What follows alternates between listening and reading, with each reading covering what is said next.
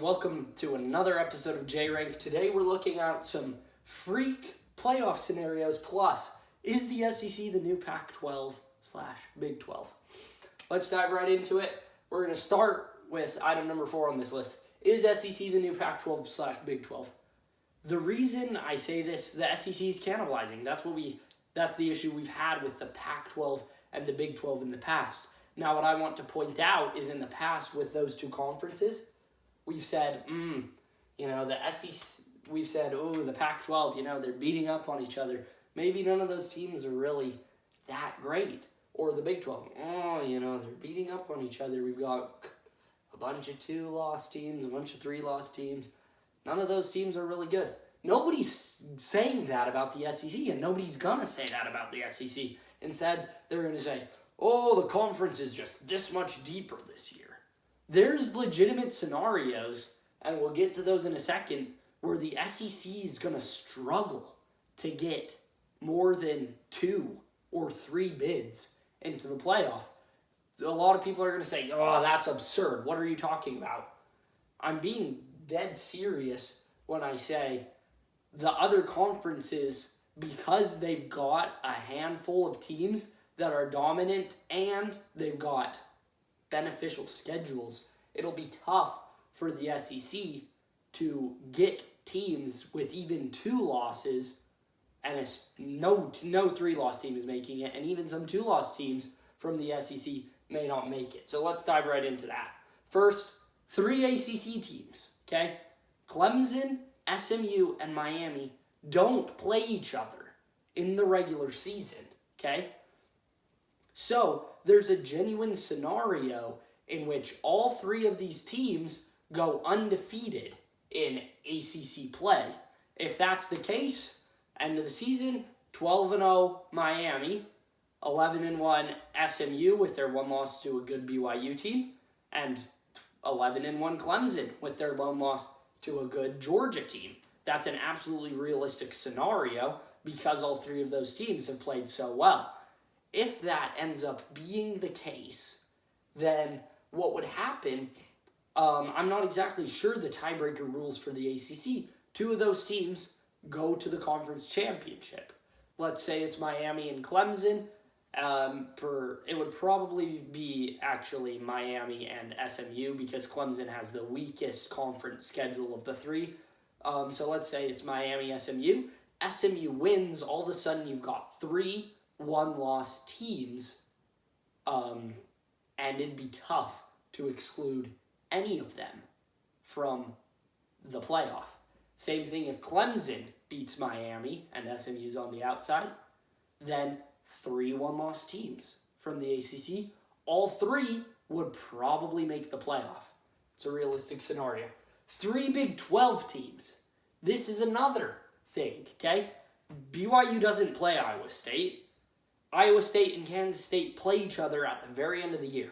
Kansas State beats Iowa State, so now they both have 1 loss. BYU versus Kansas State. BYU undefeated, Kansas State 1 loss. In the conference championship game as a rematch, Kansas State knocks off BYU. 12-1 BYU, 12-1 Kansas State, 11-1 Iowa State. All 3 of those teams would have a very, very good resume. The playoff committee can't keep any of them out. There's definitely scenarios where both of those things happen. Is it likely? No. But all of a sudden, that 6 SEC champion, Big 10 champion, Group of 5 champion, that leaves 3 spots combined for the Big 10 and the SEC. They're not going to like that. Now, that's not exactly super realistic, but it's a possibility.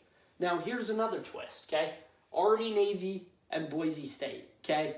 These are, in my opinion, and I think in the media's opinion as a whole, the 3 best Group of 5 playoff contenders. Boise State, will learn more about them in their game against UNLV this week. If they win, they're the front runners for that spot, I would go so far as to say. Especially because they've got some media attention with their Heisman candidate at running back, okay? Army and Navy both play Notre Dame. If they both beat them, but Notre Dame wins out the remainder of the season, a 9-3 Notre Dame, that's a solid win for both of those programs. They play each other in the conference championship in that scenario. If they're both undefeated in that game, they're 12-0 going into it. One of them comes out 13-0. The other comes out 12-1.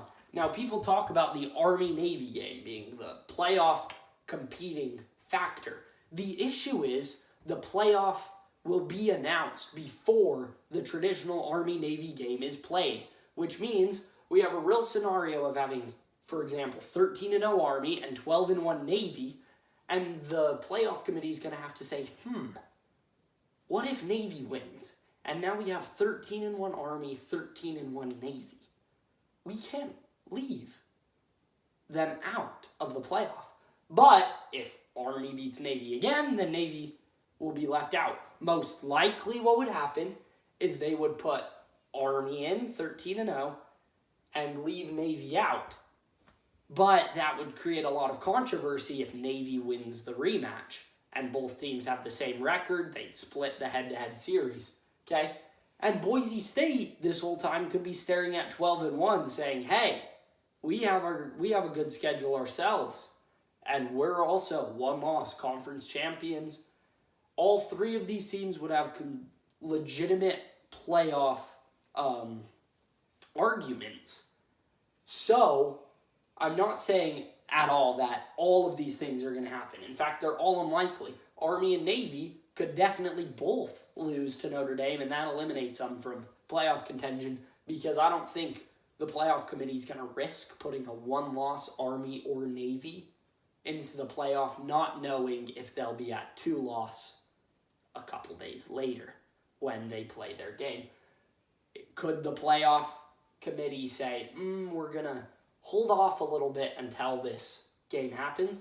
They could, but they're not going to. No way. They'll just disrespect these teams. They'll be like, let's put a 9-3 Georgia in instead, or a 9-3 LSU in instead. Just to be safe. That's probably what they'd end up doing. However, this is a genuine scenario that could happen. Now, what if all these things happen? 1-loss Army, 1-loss Navy, 1-loss Boise State. Or, I guess, undefeated Army, 1-loss Navy, 1-loss Boise State. 1 loss of 3 Big 12 teams. 1 loss of 3 ACC teams. Okay? Army and Navy haven't played yet, and so we don't know their final records going into the playoff yet. We've got those 9 teams, SEC champion, Big 10 champion. That leaves 1 spot, okay? Which means some of these teams would get left out because they're not giving the SEC and the Big 10 a combined 3 bids. No way.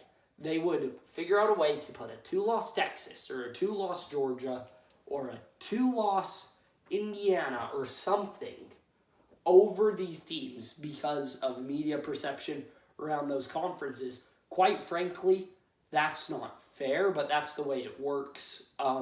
These things are almost certainly not all going to happen, but a single one of them could definitely happen and throw some chaos into the playoff race. Absolutely. The other thing worth mentioning out of the AAC, where Army and Navy both play, they're undefeated in the conference. The only other team that's still undefeated in their conference is Tulane. But Tulane's going to end up either in their conference championship game or not, because they play Army, if I remember correctly. They play one of the teams. I'm pretty sure it's Army later this season. If Army wins that game, Tulane's out. However, Memphis has 1 conference loss, and it's not a bad loss. It's to Navy, and it was close. So we could also have 11-1 Memphis thrown into this conversation, and then we could have other really great records out of the group of 6, like Louisiana Monroe, whose only loss is to Texas, for example. They could totally, out of the Sun Belt, say, hang on, we're 12-1 also. Let us in.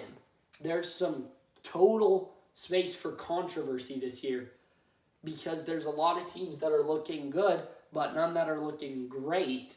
in the Power 4 conferences, and especially in the SEC, which is historically the powerhouse conference. But this year, since they're beating up on each other, there's a real scenario where the SEC only gets 2 bids.